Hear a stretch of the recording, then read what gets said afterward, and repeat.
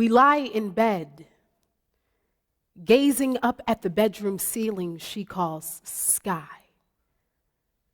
I carefully point afar and say bun in chi before speaking its English counterpart. My grandmother looks at me surely.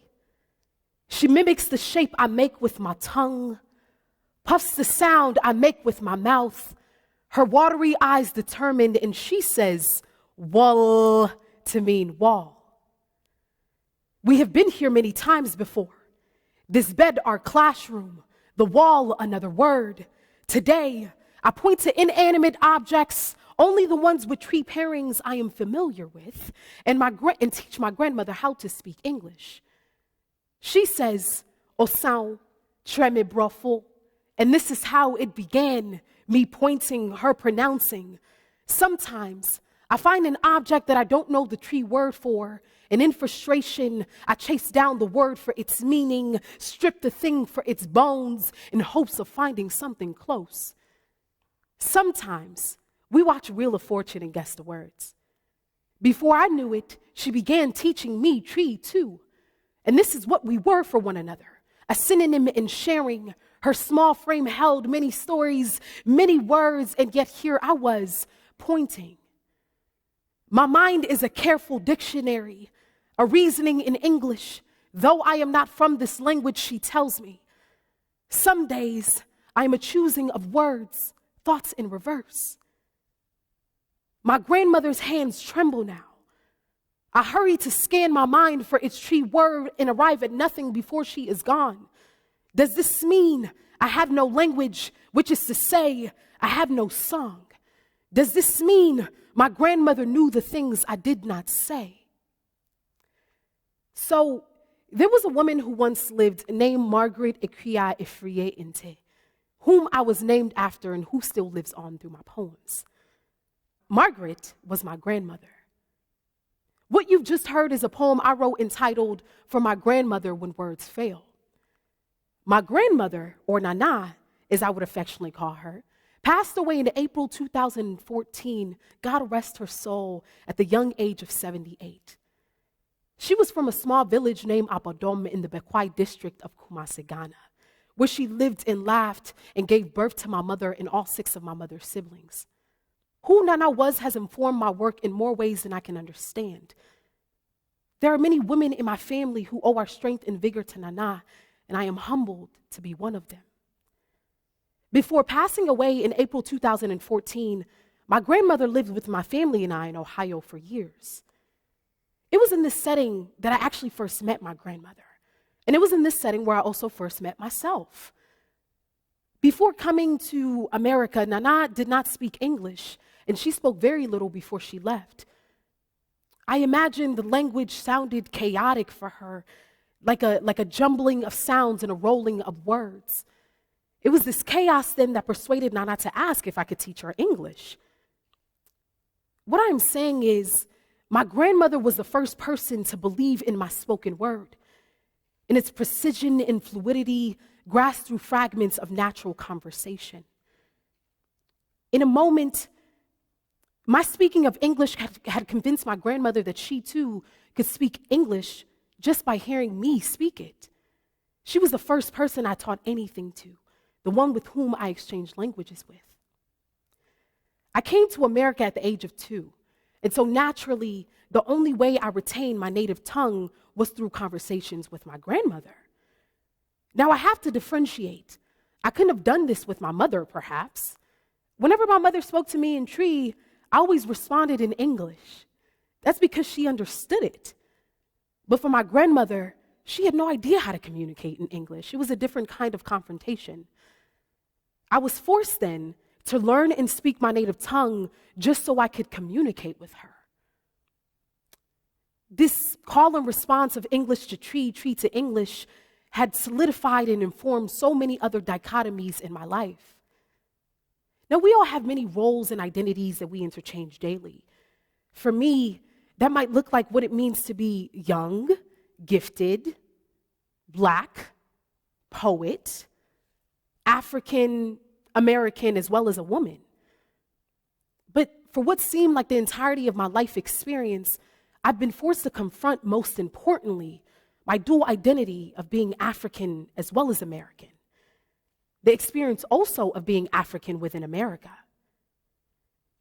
These identities decide not so much who I am, but where I'm from and where I belong, where I fit in the world. On the one hand, I'm American. On the other, I'm also very, very African. To clarify, my experience is different from many, right? I mean, it's not to be confused with the many experiences, again, of what I deem the New Age African artist. This includes, but is not limited to, the African creative that remains on the continent, the African creative that was born on the continent but raised abroad, and the African creative that was born and raised abroad. I fall somewhere in between the two latter examples where the lines blur as I was born on the continent but didn't stay long enough to be raised there. This is where much of my poetic work stems from, an exploration of the themes of the value of culture and a dedication to self-identity. The stories of my family further inform my work and impact my writing style. The stories my grandmother would share with me often served as a validation of the themes of the oratorical tradition that my people have in our life, an instance in the way in which our words dance in our belief of storytelling. So while I've discussed how identity sort of influences and informs my work, it's also important for me to discuss how identity has convinced me that the role that I play as a poet is purposed. I always loved the stories my grandmother would share with me, but I had always struggled to find my own voice until I stumbled upon performance poetry. Poetry fascinated me with its bending and redefining of the rules of modern language, with its striking resemblance to African storytelling, and it forced me to speak up, to finally give voice to my narrative. And so, in an effort to give voice to my narrative, I present to you all the next poem entitled To the Process. And if I write the things I speak, what truth will rise from my bones? And if I believe that writing is breathing, and if I sing the words I breathe, and if they take flight off the page and carry to my heart and to yours, and if I pace my living room floors, isn't it the sound of mantra on my tongue? Isn't it still the rhythm, the conjuring and coo and language?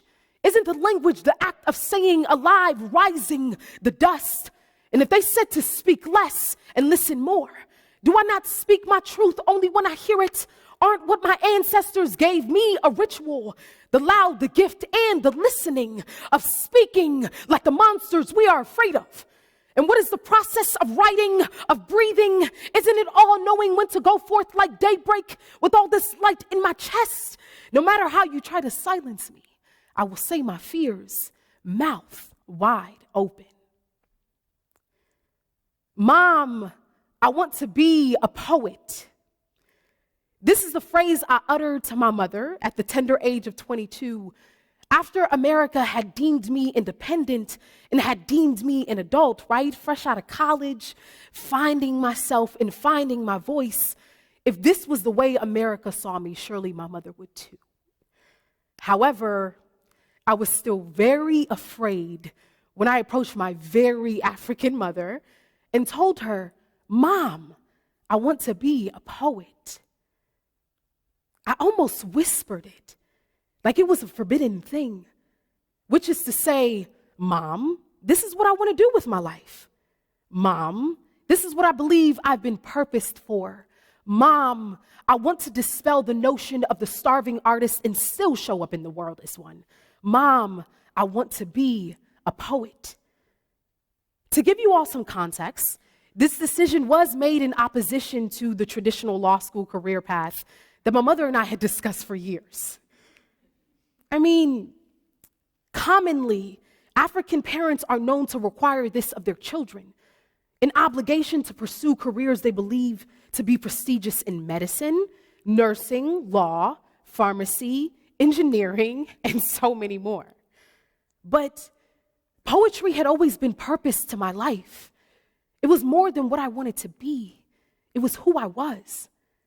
And yet, you all still would understand my very single mother and her raising 3 children, an immigrant from Ghana, West Africa, who was a teacher back home, but who had worked tirelessly for years to now become certified as a clinical nurse practitioner. She responded, "Mame, you want to be a what?" Quite literally, African American children shoulder the burden of success of their parents. If we do not succeed, they have not succeeded as parents.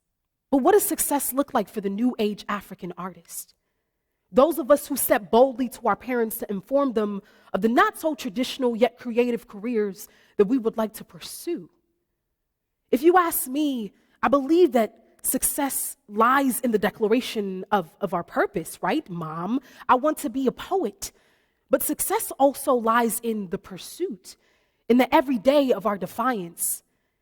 Even for those African millennials who do decide to pursue the traditional career paths, but simply because they want to, and not because they were told they had to. I'm currently enrolled in the Master's in Fine Arts program at the New School in New York City. This journey has been tough, filled with so many ups and downs, so many editing and revision as in writing, and different uses of adjectives to describe how I got here today. But pursuing an MFA in poetry was exercising my right of commitment into a passage of writing, which is more than just a passion. It is a duty. This duty reminds me of a trip that I took to Ghana in 2011 when my grandmother was still alive. I had so many ideas and misconceptions of what I thought the country would look like. But, this was immediately dispelled and shattered as soon as I arrived. The interest further peaked in 2016 and 2017 when I returned also, but this time after my grandmother was gone. The country seemed so incomplete without her. And yet, everything about Ghana still sucked me in. Maybe more so now that she was gone than it did when she was alive. Even still, I never felt fully Ghanaian in Ghana. People told me that I spoke Twi with an American accent, and that the way that I thought about the world was just, different. Before the popular Black Panther movie and the Wakanda Forever theme, growing up in America had its hurdles too, found in the constant mispronouncing of my last name and never feeling fully American, but also never feeling fully African either. Throughout all of these experiences, while I still understood who I was, poetry did not. I would venture to say that poetry exists entirely outside of my identity as an African, and as well as an American, and serves as an identity for me all on its own. These multiple identities, then, have forced me to question this. If my concept of home is distorted, if I exist somewhere in the in-between space of Africa and America, what then is my responsibility as an artist to Ghanaians on the continent, as well as to other hyphenated Americans? What role does an artist play in this world that has been constructed for me? And most importantly, is my responsibility to the work and to the craft, or to the people? What I am saying is, artists with a dual identity carry a greater weight, especially the writers and poets of our generation. Artists are already sort of forced to bear the responsibility of documenting the history of the society and the world we live in. But when a dual identity is attached to that responsibility, we're forced to question what the world looks like for us, further questioning where our work should exist in the world. Growing up, I never really had many African women performance poets that inspired me, mainly because much of what I sought was in the law field, of course. But now the list is far too many to count. I now realize that I'm a part of a larger group of American-based African poets who together we bear the responsibility of moving the culture forward, whatever that culture may look like for us based on our personal experiences.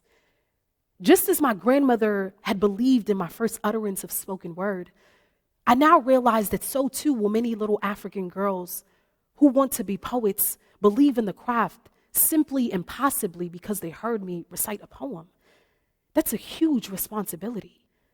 I know I always talk a lot about feeling in between and existing in some sort of limbo space of one identity and the other. But maybe I don't have to feel divided all the time.